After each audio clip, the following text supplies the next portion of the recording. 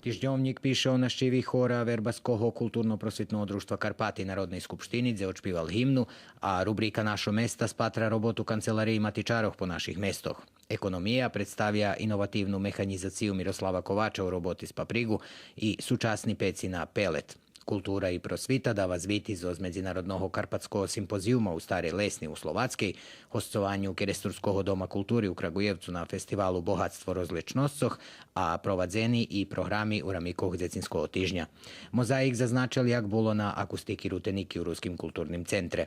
Na bokoh rubriki Ljudze, rok i život čitače možu upoznat Melaniju Bujila z Londonu i Jakima Kanjuha z Ruskog Kerestura, tu i nove predluženje feljtonu Jagnje skapal rock'n'roll.